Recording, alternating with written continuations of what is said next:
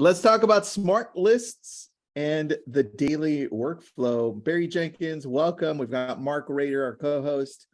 Hey, everyone knows Barry here. So Barry, what have you been working on lately when it comes to smart lists, man? Anything new before we go into the workflows? Yeah, with the shift, whatever you guys perceive the shift to be, whatever that is for us, we noticed there were less people that were able to buy in our market. Okay. Not like significantly less, but it was enough to where we felt it. And so some things that we decided to do was, let's say in any of the lists that we set up, we would have 20 to 30 leads in each list. Well, we added additional filters in our lists to look for higher intention, recent activity, anything that we felt like was data points that would indicate this is going to be a good lead. Well, the result is, instead of having like 30 people per list, we had more like 8 to 10. And these 8 to 10 are searching above a certain price. So we actually used, there's a custom field in our CRM, Follow Up Boss, where Ylopo sends the average of their search behavior into a field. And so we said, if it's below, I think we did 200,000, don't put them in their lists. Let's just keep it out, so that, because what we found was there weren't enough homes in that price range, and cash being an issue for a lot of people, our time was better spent on people that were well qualified buyers. So that's been a pretty big change. If you think about your day, you sit down as an agent, you've got a long list of 30 people. That in some ways is almost easier than saying, all right, I've got 10 people. How can I be creative, engaging, relevant with these 10 people? And so then we have them obsess about a very small group of people. And the way they do that is they add a ton of value. It's kind of like what you got. I feel like, I've never been an agent in California, but I feel like the homes are worth so much that you might not sell as many units, but the people that you know are going to get there, you're like their best friend. You know what I mean? Like you're all in, and like you guys invite each other to things, and it's all cool because it's California. But in Virginia, we didn't do that. Like, it was more of just like, you want to go see a house? Okay, great, let's go. So that's probably been the biggest. You know what I kind of relate that to a little bit is how we use social media. So like, for instance, we can kind of target our audiences on Instagram or TikTok or Facebook in a similar fashion, and depending on the message we're delivering to. So I love that you're doing that with Smart List, man. That's pretty cool. And then we take their commission value of each deal, and we put it on a report. And because you're going to get, if the market determines that there's less buyers, you're going to get more no's. And so we were trying to filter the no's as much as possible, like who's the cream of the crop. And then the other thing that we were trying to do was we're trying to keep them motivated to stay focused, keep their eyes on the prize. And actually, while there has been a decrease, we actually have not felt that. We're just as steady as ever. Everything's running and humming along smoothly. And I attribute that to, as a business, us deciding we were going to focus on the people that are likely to move. And we use some other third-party data sources for that as well. And we add that in the mix in some of our lists, like, Revaluate and some of the others, where, okay, here's everybody that I have my home address for in the CRM that has a likely to move score above 80. And Revaluate says anybody that's likely to move above 80, you should reach out. And so we do a lot more direct mail to them, email marketing, that kind of stuff. And then the last one is anybody that, we ask questions when they register. If they say that they have credit issues, there's a tag associated with that. And so then we're immediately siphoning them off to the side as far as, okay, this is a person that says they have bad credit. We move them over to our bad credit email drip. Talking about Mhm. bad credit is really sensitive. You know what I mean? Like, Yep. hey, saw that you're broke. Just wanted to say I'm sorry. Like, you know what I mean? You can't, you know, like you can't, you gotta, how do you come from that educational vibe without being offensive?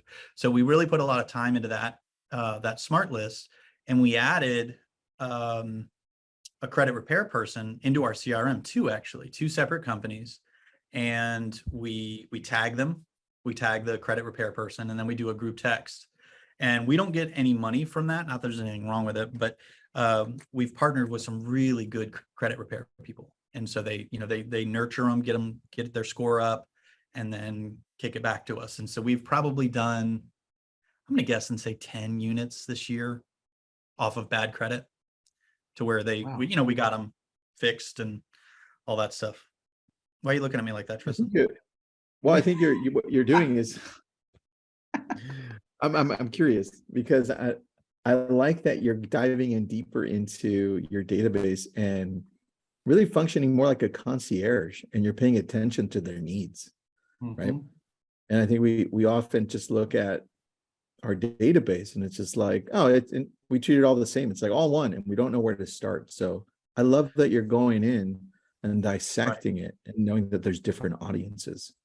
Well, I think Follow Up Boss, the way that Follow Up Boss as a CRM integrates with third-party IDX websites, really provides the business owner running the team, or the agent running his business, to be able to really provide the right message at the right time with the right people. And that's why these lists are so important. Because look, I did this big long masterclass for Ylopo on smart Mhm. list structure and all that stuff, and I don't even use those lists anymore, because those lists were for when the lead comes in, it's assigned to an agent and an ISA. Okay. ISA does a little bit of calls, agent does a little bit of calls. Well, since that class, I moved over to where all my new leads go to ISAs. Agents don't get new leads. And so those lists that I spent all those time perfecting in one swoop was all gone, because now my agents had to prioritize a different workflow, because now they're Mm, only getting people that said, yeah, have John call me or have Barry call me or whatever. And so now they're managing relationships, not necessarily just lead nurture. that's the key. Yeah. I think that's where you're separating your business and why you've had continued success through this shift, where you're creating relationships all along the way. And what Mhm. people are looking at is they just want a transaction, and you can tell in the communication, right? Exactly.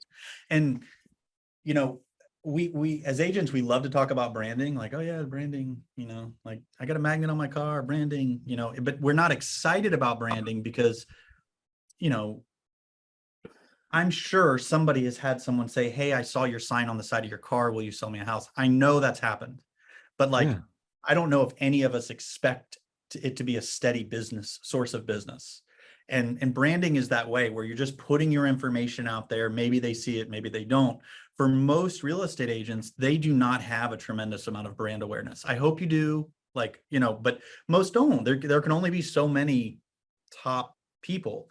And so that's why I like running video ads, like those little short commercial ads. We do it through Ylopo, where they're just like topics. And so, we're putting houses in front of them, we're putting videos in front of them, and we really are sandboxing their digital world, and then using the data they're providing us to provide like really surgeon scalpel focused stuff. So, and now I have 4 lists for my agents and 4 lists for my ISAs is what And we're what are working on. those? What are the 4 and 4? So when my agent logs in, they don't see the 24-hour list, but they do see, hold on, this is for all 4 teams. So let me just switch it to a different group. All right. So $1 is any lead that either the ISA has set an appointment, that's that stage ISA appointment set, or the agent says, okay, this is like for real, my client. We're active. I'm going to their house to list it. I'm showing them homes. So number 1, if you are an agent on a team, on the team, the list isn't going to be super long. So like with Chris, he's got one person that he's saying is his active shopping client. And so that's just those stages. That's their short list, basically. That's who they think is their next transaction. Then there's website active. And this is anyone that they haven't spoken to in the last week that's been on our website and is in a stage that indicates we spoke to them. So it's just, you know, at some point, somebody on the team spoke to the lead and changed the stage, and we haven't talked to them recently, and they're active on our website. So you see Chris has 5 people in this list. Got it. Then nudged by Barry. So Chris has 19 that I've nudged. Now, what we do for nudging is we use AUCTM. For some reason, my wallet always thinks that the website is a phishing risk. I don't know why that does that, but all right.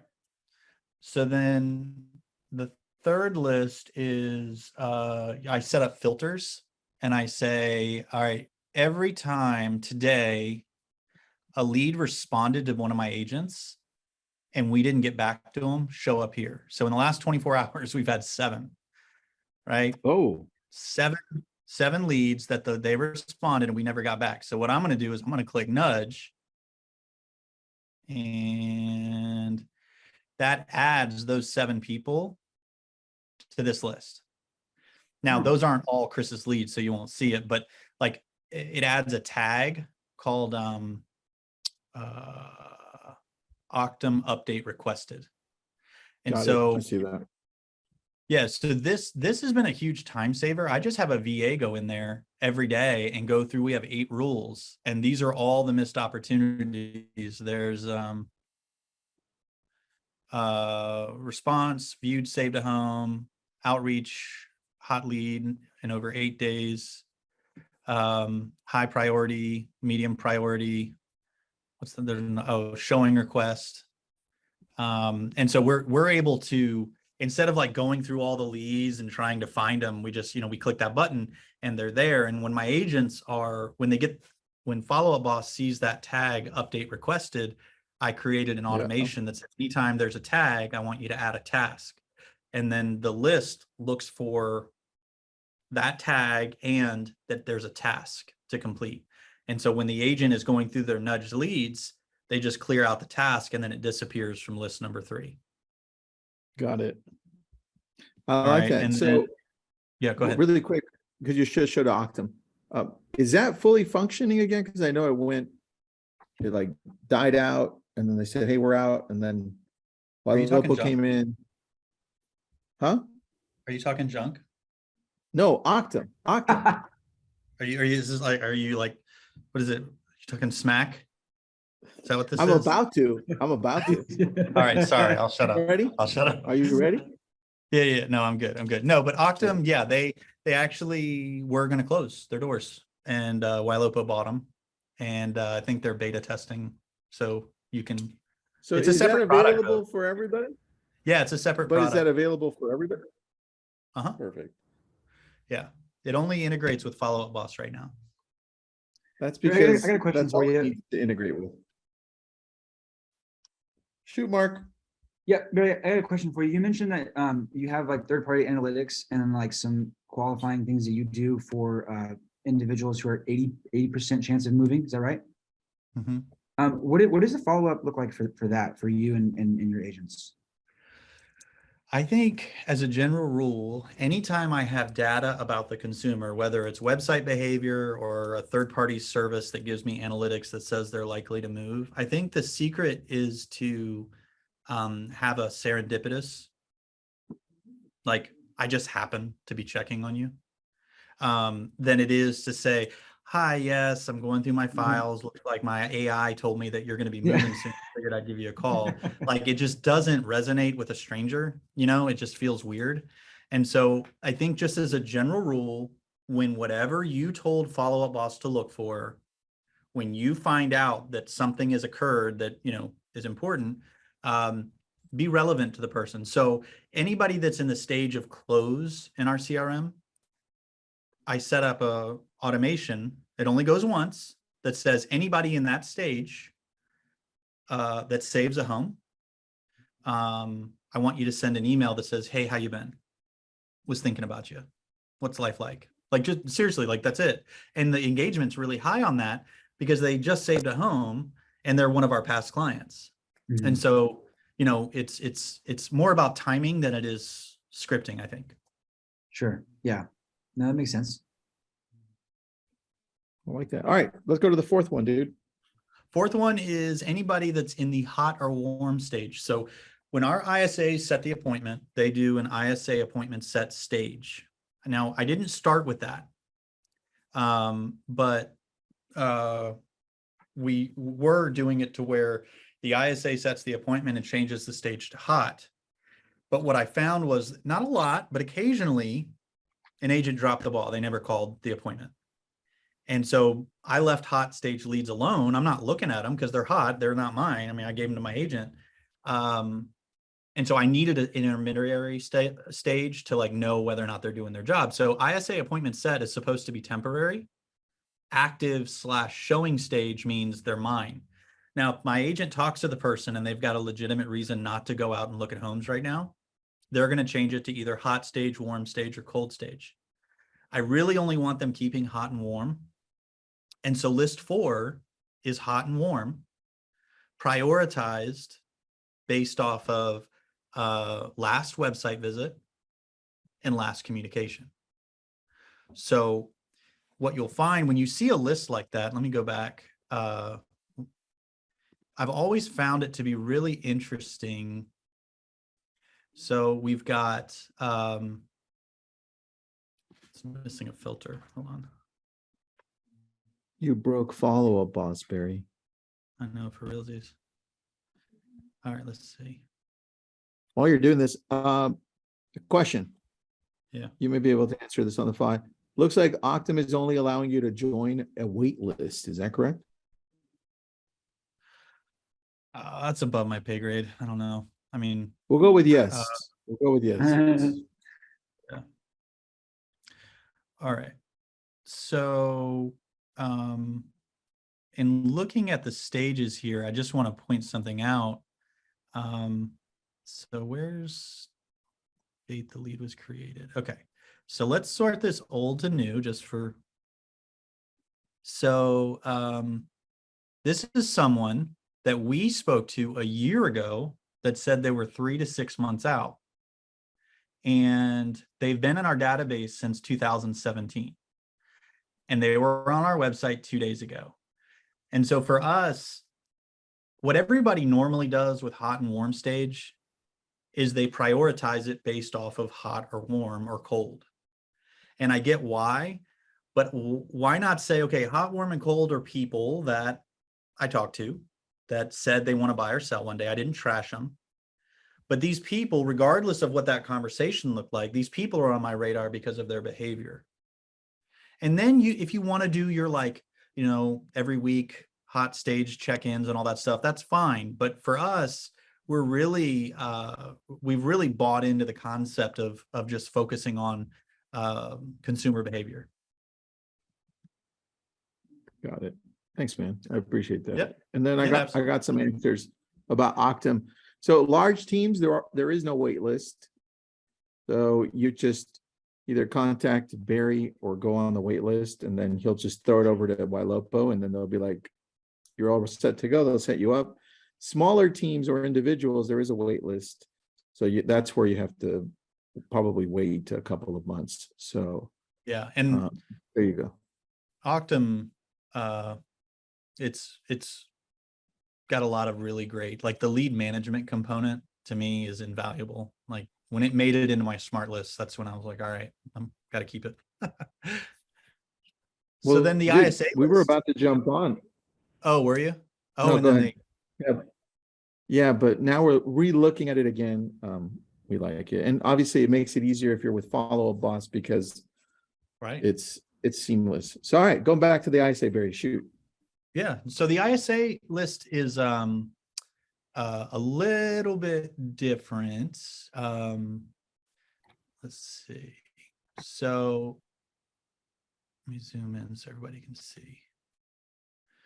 So we've got ISA needs notice I'm always numbering, right? I want to make it very clear what they should be doing every day. Needs Got it. contact. This is like new leads that haven't been called recently. Priority leads. So these are leads that are in our ponds that have triggered an alert based on behavior. And Mhm. these two, they're typically using the follow-up boss dialer for these. Got And they're it. also texting.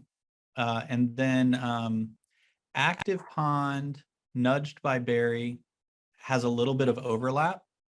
So That's these a are massive chunk, dude. That's 2,000 people. yes, a lot of people. And so these are people that haven't been called recently. Their average price point is above 200,000. We haven't spoken to them recently, and they've been on our Okay. website in the last month. And so what's cool about these smart lists is, so you get a list of 1,500. I am not going to have them click through with the follow-up boss dialer. So we connected Mojo Dialer to the list number 3, 3.5, and 4, because there's so many people. We connected that list to Mojo. So lists actually sync two-way inside of Mojo. I think that's like the coolest feature. You don't have to just Dude, sync that's based on cool. stages. Yeah. Hmm. So I like they go that. through there and they're doing calls all the way through. Call action is working alongside of all of this. Kind of the way that I have call action bolted on to follow-up boss, it runs parallel to everything else I'm doing. Because of that, like I can't be super aggressive on call action because we've got a lot of other layers to our. So if the ISA team script is checking if you ever bought a home, maybe the call action, instead of being client care, maybe it's the local, hey, this is the admin over at Better Homes and Gardens. We found a home you might like. Do you want to see it? So that, if call action's sending that, and then the ISA team has their message, and then Raya sends text as my assistant or the assigned agent's assistant, but it's a different person. So it's always a different person, and all the automations sync with stages. So my agents know we got a lot going on, and if we change the stage, it shuts everything down. And I've been pretty obsessive about that because I knew they weren't going to like add this tag and click here and like move it over there, and they won't. No, But it will I never say happen. change the stage, they'll do it. So Heather's got a great question along those lines. Barry, do you have a number you like your agents to keep their lead flow around? Well, lead flow, I think if an agent gets more than 30 leads in a month, I'm accidentally teaching them to wait for an easy one. I agree, man. And I've played with that number up to 100, 150, and I can Mhm. see it happening in our database. It's like Yeah. all of a sudden they're just way too overwhelmed a few months in, and they don't Yeah. call all the leads. Right. Very Well, true. because, yeah, I mean, look, human nature, it's like water, right? Water is going to flow through the easiest. And if I know you've done a good job, team owner, you're always going to give me new opportunities, I'm not going to have to try that hard. So the way that I've set things up, all of my leads are not going to my agents. All of my leads are going to other people that I'm paying, called ISAs, to find the ones that are worth chasing. Because just because we set a phone appointment, like our average with listings is like a 60% appointment met. Our average with buyers is like 40% appointment met. That's really And good. yeah. Now, when I say met, we consider we were supposed to call them at 3. We called them and connected. We're not setting showing appointments. Not that we're against it, but that's just not the norm. And so the reason why I'm saying that is I've got those lists for my agents, and the filter for last communication is much smaller for my agents. Like I want them frequently chasing this very small group of people. And we set up a drip campaign in call action. So what my agents do is, so the lead goes to the ISA sets an appointment, and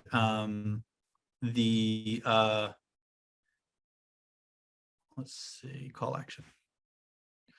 So if the lead is, we call them at the set of the right time and they don't answer, my agents go over here to call action inside of Follow Up Boss, click drip campaign, and click missed appointment follow-up. And that goes for 7 days. I wrote it. And the response rate to that missed, hey, it starts with like, hey, John, this is Barry, or assigned agent's name. We had a scheduled call. I know life happens. Want to pick another time that works for you. And it goes for a week. 82% response rate on that text message trip. That's really Wow. good, man. Yeah. So, it's kind of like we're just filtering and filtering and filtering. And then I've optimized the agent's time to where, and I can actually like, guys, do you know how much magic that had to happen to get this name into list number 1 for you? Like, give me your absolute best. And I don't have to be like, well, it just takes so long to have conversations. It's solved all of it. I love that. Well, Ryan says, if you guys are interested in Octum and you're part of Ylopo and Follow Up Boss, just reach out to your rep for Ylopo and they will help you out in starting Octum. So there you go, Barry. If that's anything we got from it, at least people are going to be able to understand their numbers a lot better and keep their agents accountable through Octum, which is nice, right? Yeah, absolutely. Absolutely. Also, people are wondering, Tristan, for the recording. Where do they go? They have to go and get that from Barry's house. So that one. Every time, Barry, can you downloading put your it to his address in the home chat, please? computer.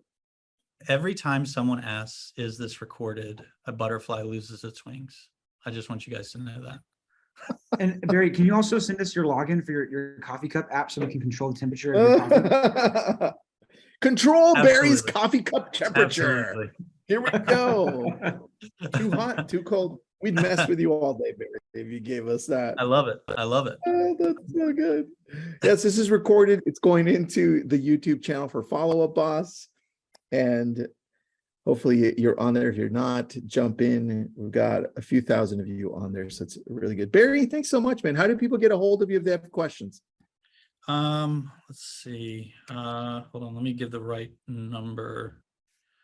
I think probably the best one would be 805-559. I'm giving them your phone number, Tristan. I knew you were doing that. I was gonna Don't say, I was worry. like, wait a minute. I was that's ahead of already you. going. I was already waiting for you to do something weird. All So right, I all right. got No, you. but my book website is too nice for sales. TOOnicefOrsales.com, and there's lots of stuff there, lots of ways to reach me and all that fun stuff. Still All right, waiting for your too address. nice for sales, right? Yeah, TOO, TooNiceForSales.com. Perfect. There we go. Oh, Barry's already on I've it. already got it. Aw, Barry. There you go. Barry, thanks All for right, being guys. on. Mark, Thanks for appreciate you. letting me Thanks, mess around. everybody. All right. Thank you, Barry. Bye. Dude, bye.